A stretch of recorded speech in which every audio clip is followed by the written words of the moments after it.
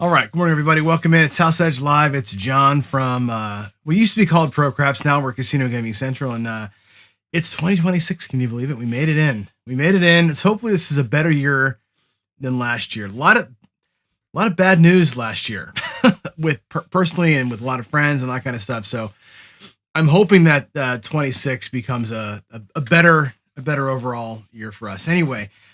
Happy to be here. Yeah, I see you guys are already putting the A's in. We got ABC. We are going to for sure talk about that today, Skill. And one thing I did was we have attitude in here, but not aptitude. I think that's a great addition. I'm going to ad lib some aptitude. And if I can ask you a favor today, everybody, while we're going through this first day of trying this out, as we go through this, the format I'm not sure about yet. Like you'll see what I mean when I get through the slides and stuff like that. Let me know how it feels to you in terms of like delivery, pace, all that kind of stuff, because I want to make sure that this series is interesting and fun, but not just, kind of me lecturing the whole time either. So as we go through it, I may stumble a little bit. I made myself some notes so I would stay on track and that kind of thing. So just kind of, as we're going through it, drop me some comments in here and let me know what you think about kind of the way that it works itself out. All right. So as we get into it here, couple of things to get started with today. There's so much, wow, sports world is great, isn't it? Who here loves the college football playoffs? Yeah, right. They, college football is so broken right now. I can't even believe it. I am looking forward to Indiana winning the whole thing though. As a Big Ten guy, I do love it when the Big Ten pulls it out, especially a school like Indiana. I went to Michigan State, right? So as much as I love Alabama, I've always had a weird soft spot for Alabama. I'm not an SEC guy. I've always been a Big Ten guy. So again, Indiana is like Michigan State. We've been nobodies in football forever, except for a couple of great years. I think their coach's story is fantastic. So I'm kind of hoping that they pull this thing out. But yeah, college football completely broken. I mean, that whole situation with Iowa State and Washington State's coach, it's a mess out there. So hopefully, I'm not sure if I want Congress to act on it, but something's got to change there. And the pros, my goodness gracious, we were joking about this in a private chat with Jen and Chris and some others about just how many one-score games, how many games last 2 weekends, because we haven't talked in a while, all of us, how many games came down to the last freaking play? I mean, whether you think that's rigged, my brother's convinced that it's rigged or not. It's been pretty good. I mean, they've been wanting football to be super close, razor thin anyway, and I think they kind of got there. But man, if you're a sports bettor, it's tough sledding out there with some of these weird finishes that we've seen. But now we got things set, and I think that the right teams all got in for the most part. So anyway, let's hit it here. Let's talk a little bit about the ABCs of gambling, and before we do, always got to remind you like why I have a show, why this stuff matters to me so much. It's because of this. I believe wholeheartedly, and I love gambling. Believe me, I love it. I enjoy it. I like the fight. I like the battle. I like the entertainment value of it. I like all of it. I have good friends who operate and run casinos, right? As you know. So I'm in the world, but I also know the truth that the casinos do exist for two reasons. The primary reason is to bankrupt you. That's reason number one. They're here to take your money. It's the weirdest business concept. You think about it, right? I say this every day. You go to the clothing store, you exchange money for clothes, right? You go to a concert, you exchange money for actual entertainment, for an experience, right? The casinos are different. You are exchanging money for entertainment, but it's a combative relationship. And if you start to win the battle at all, they'll ban you. We'll talk about that actually today with one of our A letters as we go through this thing. So the tools that you have to fight the war, to fight against them, are these. We talk about the bridge. I know David's has released the entire bridge series, by the way, for free over at Casino Quest, which is fantastic. You'll hear his thoughts on it if you watch the video series. Just go to Casino Quest. CQNexus.com, and you can sign in for free, make an account, and now the bridge is all free. When we talk about managing, understanding your bankroll, managing, understanding your risk levels, what you perceive or what you can accept as a risk, right?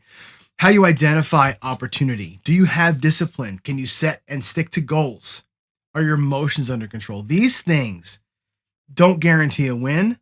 They don't guarantee you're going to lose less, but they put you in a position to potentially not get destroyed. At least have a fighting chance as you're playing through. If you have no control over any of these things, you're going to be in a world of hurt. And that's what the series that I'm bringing through to you now is kind of addressing the ABCs of gambling. And we'll get started there in a minute, but I really want to get that. I want to get this message out there, and I think that without being too negative on things, make sure that we really are going with the same unified sort of front. All right. All right. So a couple of things that I noticed over the weeks that I was gone for Christmas. One is going to be Ken. You all know Ken Knows Gambling did the series on positive progression, which I'm glad he did. And I think it's kind of funny to watch him do that kind of stuff because I know he hates that way of playing, right?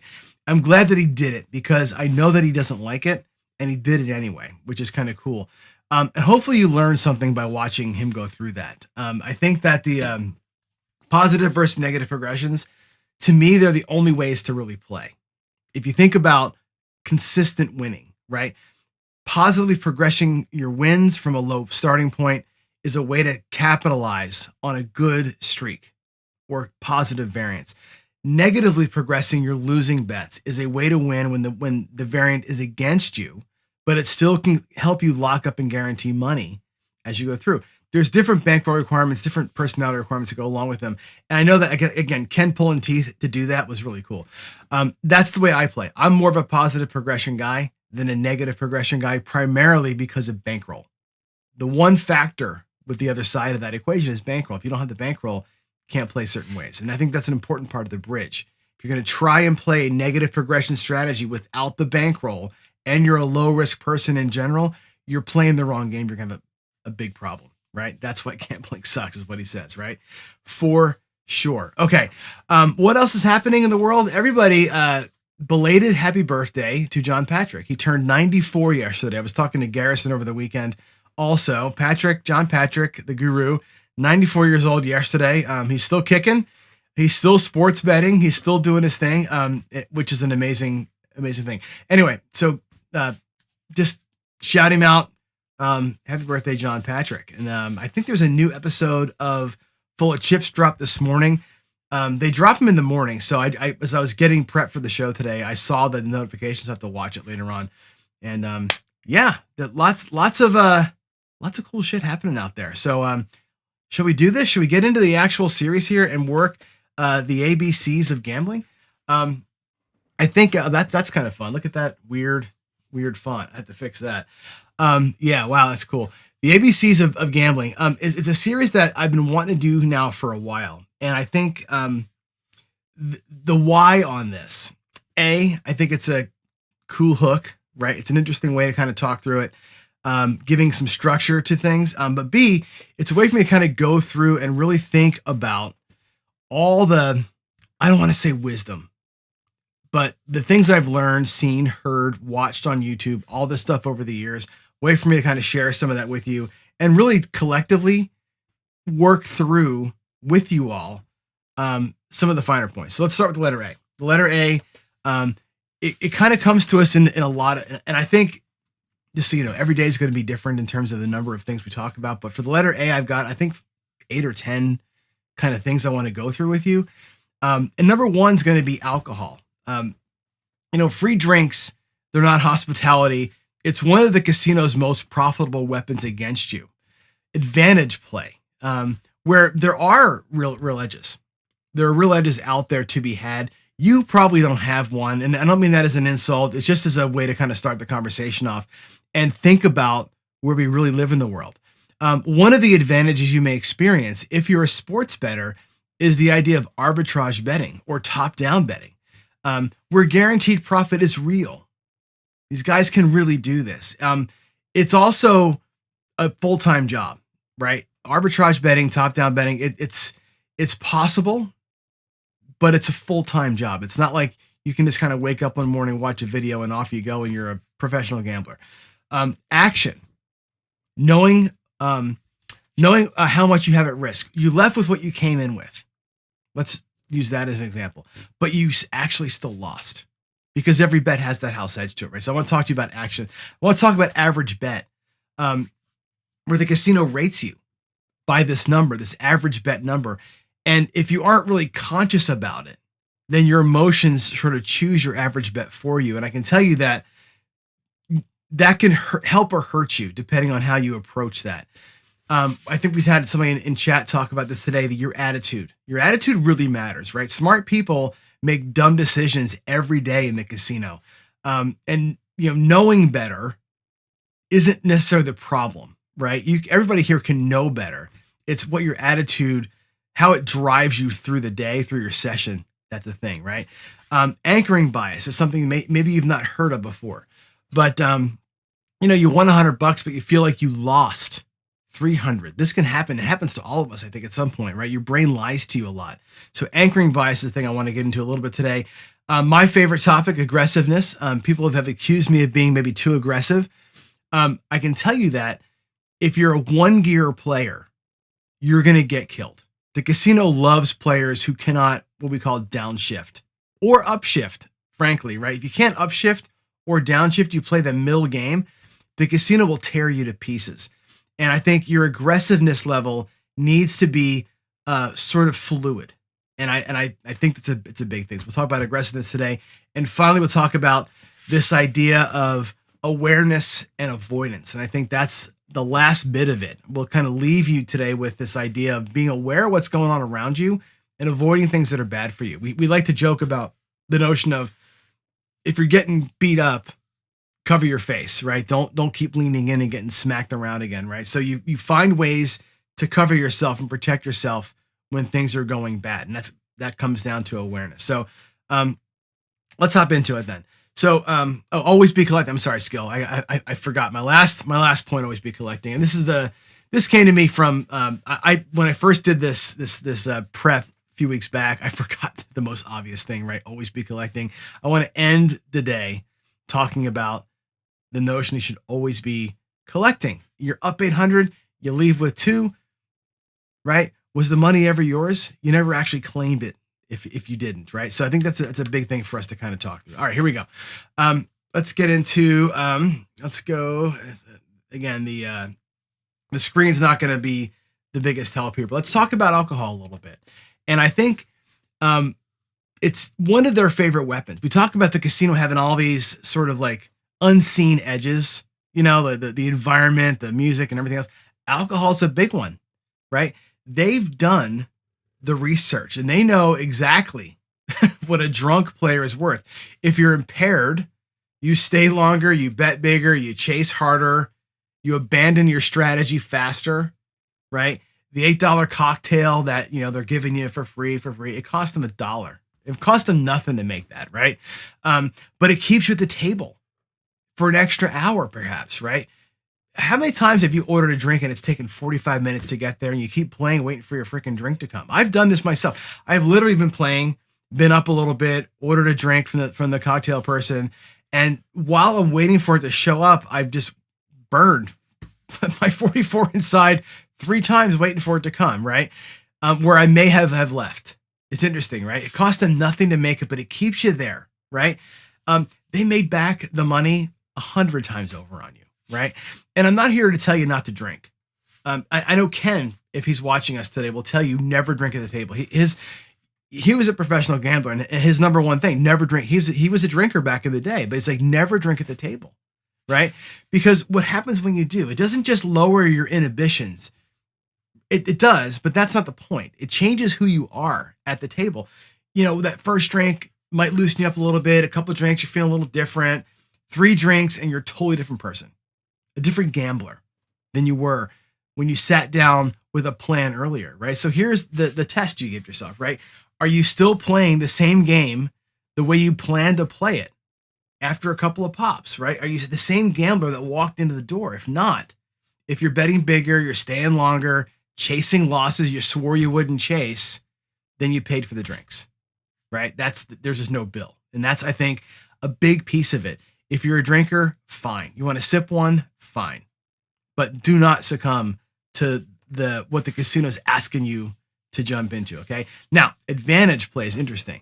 I think every losing gambler thinks they have a system, right? Every winning gambler knows they have an edge, a real mathematical edge that they can prove it, right? And I'll give you an example here, right? Obviously, we talk a lot about sports bettors. We talk a lot about blackjack players. The only two legitimate advantage plays, legitimately proven advantage plays, sports betting, if you're going to arbitrage it or top down it, or blackjack card counting in a favorable situation. That's the only ways you can ever have an actual true advantage. Everybody else, we all have feelings, and feelings are expensive, right? Advantage play is when the math is on your side. Card counting, hate to say it, but hole carding. Video poker with perfect strategy and the right comp structure can potentially be an advantage play. Progressive slots that maybe have grown past break even. Sharp sports betting. Those are real. People make real money doing them. But what they really don't show you, and with the real math around this, right? If you're skilled at card counting, you have a 1% edge. 1% edge. It's real money, but it takes thousands of hours to catch up with that, right? It's what the casino does, by the way. The casino, they're essentially they're card counters, right? You look at their edge in blackjack, it's minuscule. It's 0.25% on a good basic strategy player. They're playing billions with the B of hours with that tiny little bit of edge. That's how they make their money. A card counter with a 1% edge can't play billions of hours. You can play 24 a day if you can stay awake that long. There's not enough time in the day to make money, but what you do get for your time is heat.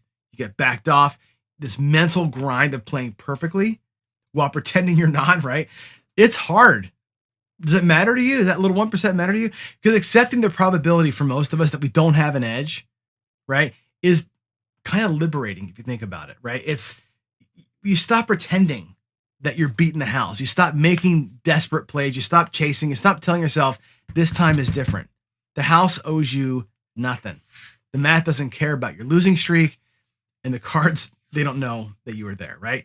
And I think these guys that do the card counting videos, who watch Blackjack Apprentice sometimes, right? They'll tell you the truth about it. If you're not ready to go out there as a card counter and lose 40 grand one day so that you'll win, 42,000 during the rest of the week, you're playing the wrong game. And that advantage that you have has to be experienced over a massive amount of time, right? When you really accept that, when you stop hoping and start knowing you play a little differently, you play like somebody who's playing for entertainment, not somebody who's trying to crack the code or crack the safe that really isn't there to be cracked. So I'd say stop asking, how do I beat the game, right? And ask yourself, why do I believe I can? It's interesting, right? If your answer to that question involves luck or intuition or being due or tracking shit and playing what's coming, you just told yourself you're playing for entertainment, but you got to act like it. Because there's no way that any of those other things, knowing what to do because you wrote some stuff down, is ever going to be true for you. Just the way of the world, right? All right, let's look at arbitrage betting. And again, there's one way to guarantee profit in sports betting. It's betting both sides. When different books, right, have different lines and the math lines up perfectly, it's real, it's legal, and you'll get banned for doing it. 100%. Right? I told you, the casinos, when they figure it out, they will stop you. Sports books find ways to work together to stop arbitrage betting. It's just the way that it is, right? You exploit differences between the sports books, right? Those odds can get a sink. You can get in and get both sides, but be careful with it, right? And again, an example here, one sports book has got, the Eagles at plus 110. Book B's got them at plus 110. You bet 100 on each. You're risking 200. But you're going to guarantee yourself $10, right? When that weirdness happens, you can bet both sides of it. You can guarantee yourself money, but you need to have computers running 24/7. Those advantages happen for seconds, 30 seconds. You might have a weird shift in the book. Boom, boom. You got to make that bet. That's when it happens. And it's very hard. And talk about the stress level of that for these super, super thin margins, right? 1% to 2%, right? And they're hunting for you. They will limit it. They'll restrict it. They'll cap your betting. Is it worth it? I don't know. If you're a professional, it's a full-time job. You grind out these small guaranteed little wins over massive amounts of time. It's very interesting. So the arbitrage, it exists to kind of remind you, I didn't put the thing up there. It exists to remind you that beating the house is possible and show you how much work, capital, risk it really requires to do that, right? If you're not willing to do the work, then stop. You have no shortcut. If you're not going to put in thousands and thousands of dollars and hundreds of hours at it, not for you, but it's real. You should know that it is real. One channel, by the way, I recommend you watch is called Unabated. Watch the Unabated channel. The guy's great. His production quality is awesome. His information is great. He does have a paid service, which I highly recommend. He used to be part of Blackjack Apprentices group. He was a card counter and he switched to sports betting. Guy's fantastic. So go watch Unabated if you want to learn more about arbitrage betting. All right, next up is action. And here's the example, right? You bought him for 500, you played for 4 hours. Cool, left with $500. And you say to yourself, I broke even, right? That's a good night. But what actually happened is you donated $30. And the casino realizes this. You think you broke even, they took $30 from you. And it's the house edge, right? You gave them 4 hours of your life to collect nothing. They got your $30 and you just can't see it. You can't see it.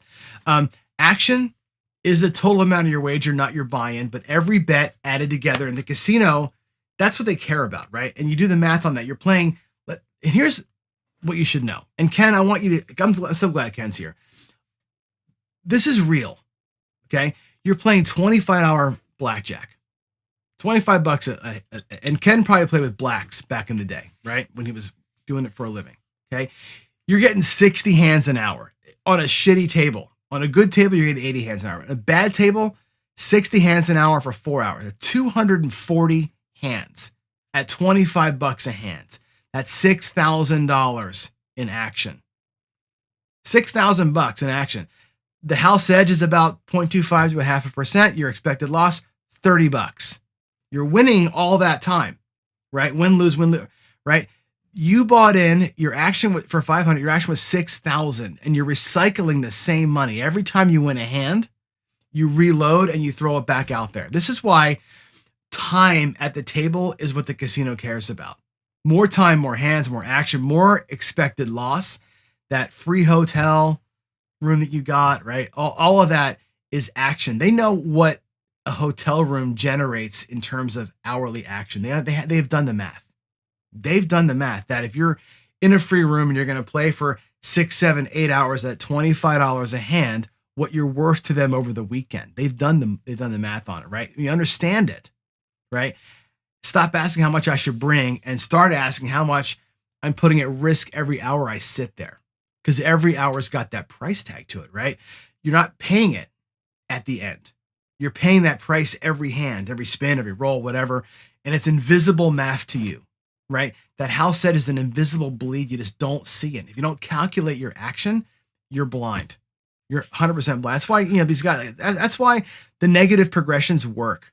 Ken says it right here in chat. He says, yes, John, more time at the table is a killer, right? But if you can play a good negative progression game, a little tiny ladder on the don't, or a small ladder or an RUP, something tiny in these 50-50 sort of games in blackjack, Bach, whatever, you can reduce your time and get the hell out of there, because otherwise you're going to grind it away. All right. Next up is what's next. We have the average bet. It kind of goes along to me with action. And you're betting, let's say you're betting $25 most of the night, right? When you get hot, you push out $100 bet, right? You consider yourself a quarter player, right? That's your thing. The casino rates you at 50, right? You didn't choose to be a $50 player. Your play style chose that for you, right? And when you sit down and you hand over your player's card, what does the casino calculate? What do they care about? Okay, I'll give you the dirty little secret. And you may have heard the word before. They want your Theo. If you have a host, you know the word. If you have a host will say, hey, we got a private table. If you're $1,000 Theo, you come on in and play, right? They're looking at average bet sizes. And that's your theoretical loss. Theo means your theoretical loss. The formula, average bet, we just talked about, right? Times your hands per hour, times your hours played, times the house edge. That's what you're worth to them. So, $100 player, for like the example we just gave, that $30 Theo, that's what you're looking at. That $25 player is a $30 Theo over the course of an hour. on a blackjack table. And that's how they kind of, that's what your comps are based on, right? So if you're betting 25 most of the night and you push out 100 when you're feeling it, when you're hot, your average bet goes up. If you're a regression player, you go out at 100 and you back it down to 25 or 50, your average bet goes down. You think you're a $100 player, you're a $25 or $50 player. The opposite can be true on both sides of it. You don't decide that, right? Your emotions, potentially your strategy decides for you. And if you don't know that going in, your expectations have to change. So you decide the average bet before you play, not your base bet, your average bet. Know what it's going to be, write it down. You want to be a quarter player, be a quarter player. You can start low and round it up, right? Understand that. And I think what's interesting here is that from a comp perspective, it can work for and against you. Like I said, if you're regressing, it works against you. If you're progressing, it works for you. It's just an interesting thing. So decide before your player's card comes out. If you don't define your average bet consciously, you'll define it as you play, your play style, and that will always round the wrong way for them, for sure. All right. All right. Next we have attitude. And I think this is an interesting one. Attitude is boy, oh boy, it's a big one. Casino's full of smart people making dumb decisions, right? We all know the math, right? And most of us watching my shows know the math by now. You watch Jeremy from college, you know the math, you know the strategy, you know better, and you make bad choices anyway because knowing isn't the problem. It's the voice saying this time's different. That's the problem. That voice is yours, by the way, right? Your attitude isn't like soft psychology. It's hard wiring. It's your operating system. It's the code that runs beneath every decision that you make. And you know, most code is bad. Trust me, I'm a programmer, right? Right? It is what it is. The losing attitude is easy to spot in other people, right? Entitlement. I'm due. They owe me. I put in my time, right? People have superior attitude, superiority complex, right? I'm smarter than these other players, right? I figured something out. You could be a victim. The casino's cheating. I'm always unlucky, right? Those attitudes, they don't feel bad, right? They lead directly to bankroll destruction. Those attitudes lead to bad decision-making. They rationalize bad bets. They keep you at the table when every other signal says get out, right? The winning attitude is the hardest one to have because it requires that you be humble. Humility. It means accepting that most of this is negative. Most of gambling is a negative EV. And the truth is, when you stop trying to beat the casino, you make better decisions. You stop pressing too hard when you're up. You stop chasing too hard when you're down. You stop playing tired, drunk, desperate. Attitude is everything. Before you sit down, answer the one question, right? Am I here to enjoy this? Or am I here because I think I'm going to win? And if you're lying to yourself about the answer, you've already made the first bad decision. So attitude is wickedly important. As is this new concept, right? And I was doing a little research on what this means, this anchoring bias. Here's an example, right? You buy in for 500, you run it up to 1,000 an hour in, and you leave with 600. Okay. Now right now in chat, how do you view that? Bought in for 5, ran it to $1,000, left with 6. Right now, everybody in chat, tell me what you think just happened to you. I want your own words, okay? Here's the thing, and I'll give you the truth of it. Okay, some people will say, I lost $400. Some people will say, I won $100. Thank the Lord. Right, Lou, right there, first guy, loss. You feel loss. You technically lost the 400 of your winnings, right? But that feeling follows you. Dr. S asking the perfect question. What was the win goal, right? Anchoring bias is a psychological, it's like a trap that costs you so much money without knowing what happens. And again, that example, you buy in for 500, an hour later, you're up 1,000, you feel great. You hit a cold run, you're at 700. And technically speaking, you're up a couple $100, but you don't feel up. You feel like you lost a 300. A lot of people will say they feel like they lost 300, right? Which is, I think, interesting. right? And what do? What happens when that happens to you, right? Because you could start chasing it on future sessions, right? You're up a couple $100, but you don't feel that way. Your brain latches on to the peak. You anchored your feeling, your goodness to the top level you attained. And it's dangerous because that drives decisions. You hear people, David says this a lot, you're chasing the win. People chase the win. And what that means is you're chasing not to win, but to get back to where you were for 15 minutes. You stay longer than you ought to have. You bet bigger than you should have, right? And you feel like you're, what I say all the time, you're playing with wolf tickets. You're playing with house money, so who cares? And you burn it. It's really tough to walk away up and have no FOMO, no fear of missing out on what's about to happen when you hit that peak, right? And the feeling of being a loser when you won follows you around. It follows you home. It sits with you. It talks to you in the car as you're going home. And when you come to the casino the next time, you're bringing that shit with you. You're already on tilt and chasing. How many times have I done this myself? Won $1,000, won 1,500, lost half of it back, came in the next time and go, well, I got, I'm still up from the last time. But man, if I would adjust. And that $700 that I was up completely lit it on fire, right? We all do this. Most of us, I say, I don't want to encap everybody. Most of us fall into this. That peak, it was never real. The high limit, right? It was a number on a slot machine. It was there for a couple minutes, right? It was what was in your rack for a couple minutes. The only number that matters is what you leave with. And if you're doing your math and your emotional anchor to that high point, you're not calculating, you're bargaining with yourself. They don't care.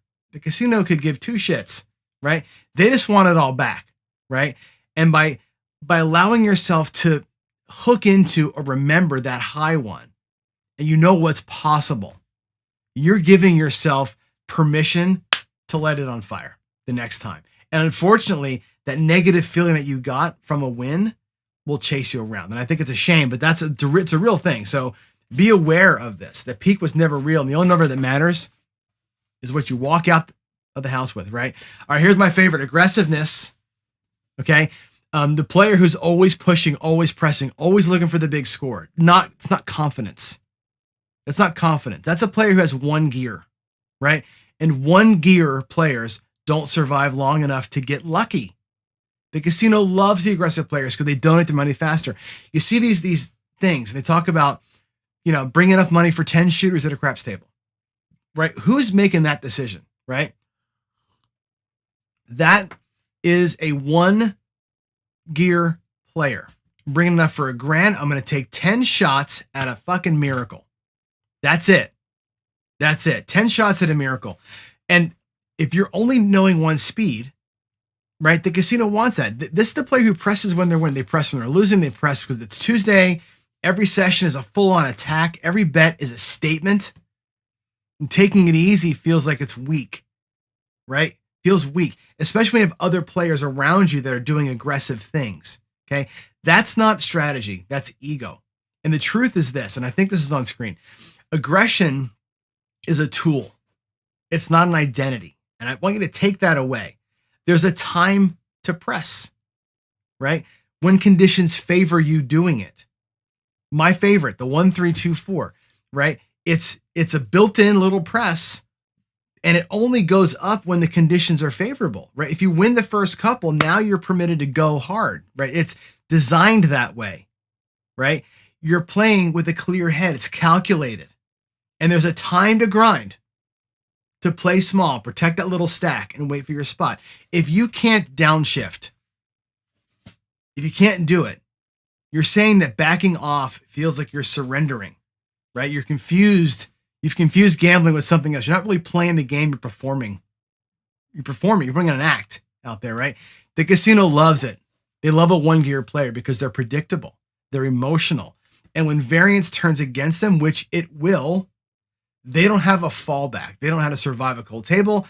They just keep hammering until there's nothing left to press with, right? So the casino, we talked about this, right? The house edge on a craps table, technically speaking, is 1.5%, roughly, right? When you average most of the bets out. Actually, when you average all the bets out, I think it's like 4.2% overall house edge, but most people are playing 6-8 pass line. It's a 1.5% or so edge for most people. But the hold on a table is 16%.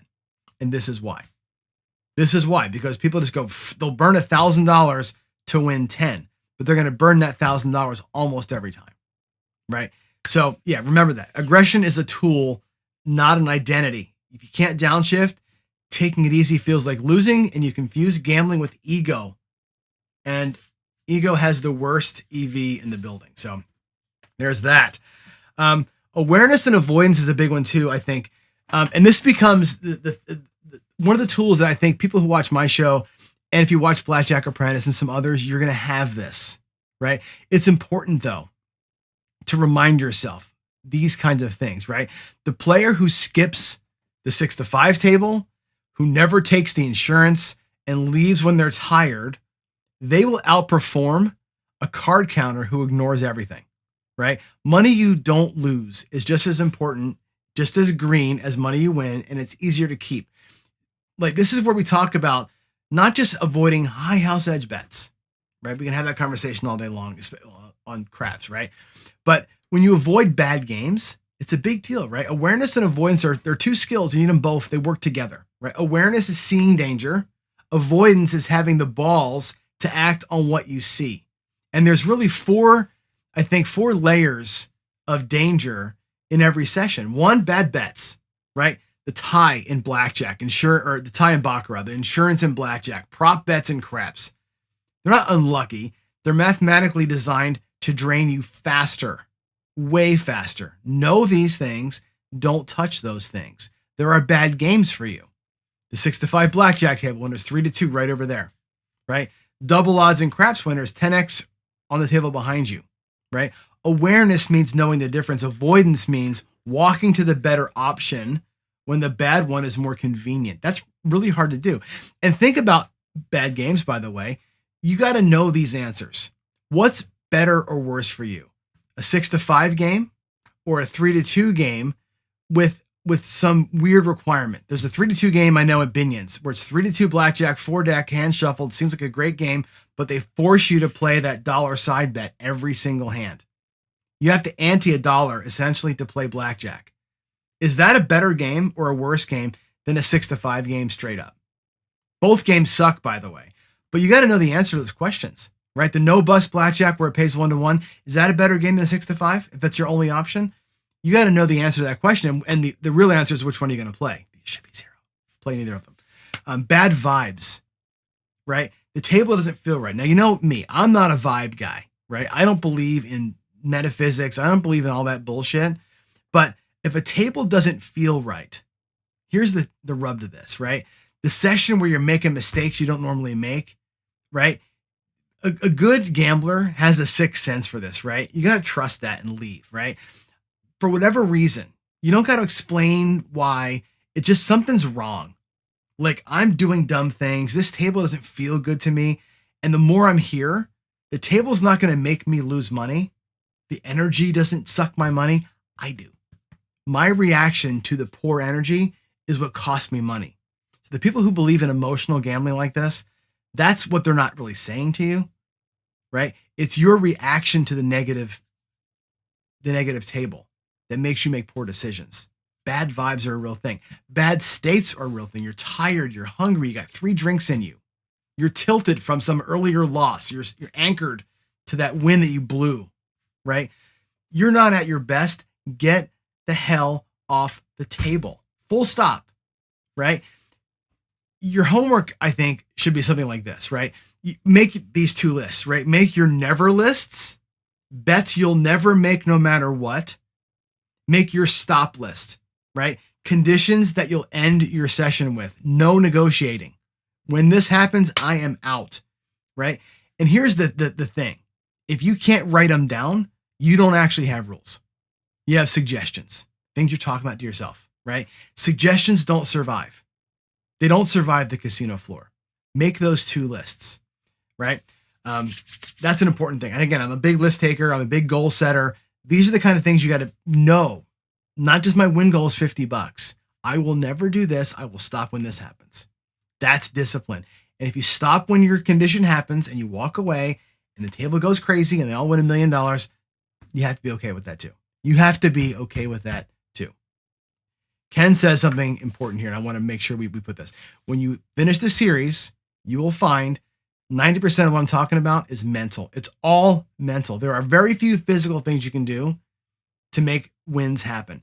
It's really here. You got to connect with yourself in every possible important and good way. All right, let's close it out here with an important one that we all, I think, can agree with this, right? Always be collecting. You're up 800, right? You told yourself you'd quit at 1,000, but you never got to the 1,000, right? You left, down 200. The $800 was never yours. Have you ever done that? You ever like say, "Hey, I'm going to win $1,000 today," right? And you win up to 800, and then you end up losing it because you chased it all up, right? You never claimed it. This is a conversation that Ken from Ken Knows Gambling and I had on the phone not long ago about this.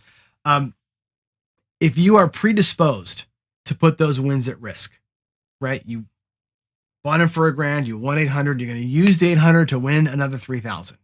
You're predisposed to take your wins and put them out there at risk. The money was never yours. That money was never yours. You were predisposed to give it back in hopes that it would do something great. You were holding on to it. You were just like the safety deposit box until somebody made a withdrawal. That's it. You were holding on to it for the casino. This happens thousands of times a day in every casino in the world. The player sits down with a couple hundred, they run to 6, they feel great, they keep playing. An hour later, they color up 150. On the drive home, they're like, "What just happened to me?" Well, what happened was you never collected. You never locked anything up, right? The chips in front of you aren't really profit. If you play that way, they're inventory, they're ammunition you're going to fire back at the casino, and you'll fire them. That's what gamblers probably do. And it's this house money mentality. It's a killer. I'm playing with their money now, right? And you're not. The moment you win it, it's your money. But when you lose it back, you're not returning the casino stake to them. You're giving them back your own money. And I think it's important to realize this, right? If you don't realize the win, it's not a win. Jacob from Wager Me This says this a lot, and he's a great channel. And one of his things is, and I'm more coming around to this way of thinking, is if you win money at a casino, and that money's job is to go back to the casino and win more money with it, again, you're acting as the holding cell. You're like the casino savings account without any interest, right? You're just holding on to it till you go back and give it to him again. Now, it can be said you have this master gambling bankroll, whatever that is. That is your stack of cannonballs. You're going to use that to go to battle with, right? That's fine.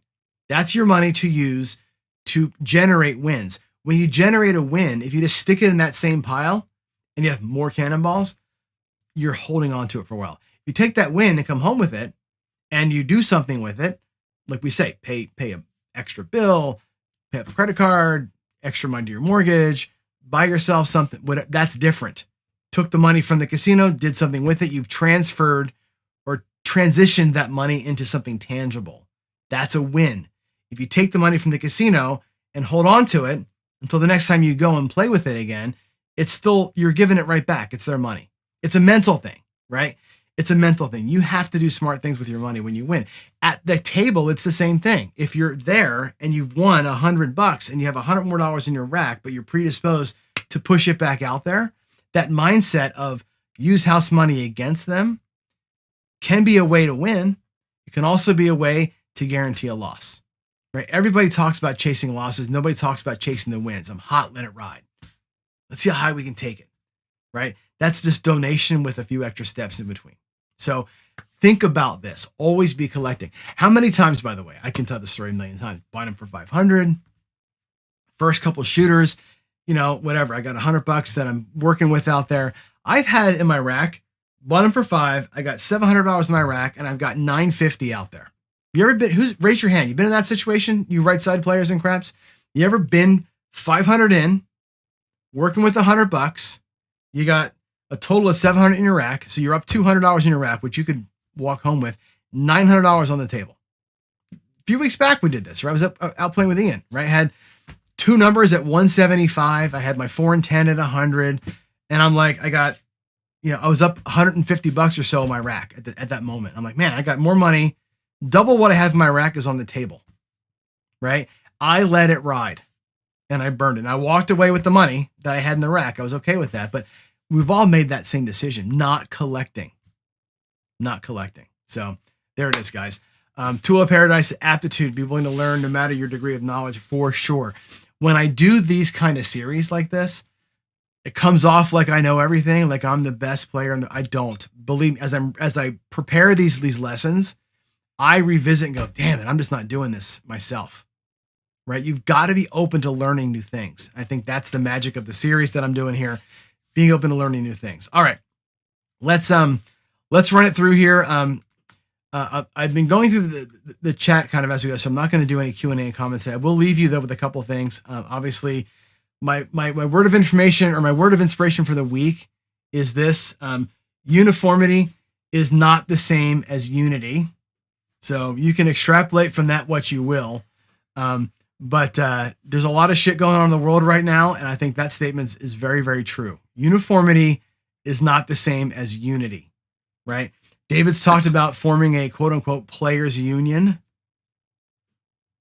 Take that for what you will, all right? Get out of here. Have a great day. Tomorrow we'll jump into the letter B and hopefully have a great lesson. I would love to hear you, your thoughts on how today went. Was it long? Was it boring? Was it informational? Did I do a good job of keeping pace? Because as I go forward with these things, I can bob and weave how we deliver the content to you. Joe, I forgot you. Congratulations to your son who got married over the weekend. Very, very cool. Very, very cool. You guys have a great Monday. I will see you tomorrow. Have a great one. God bless y'all. And bye-bye.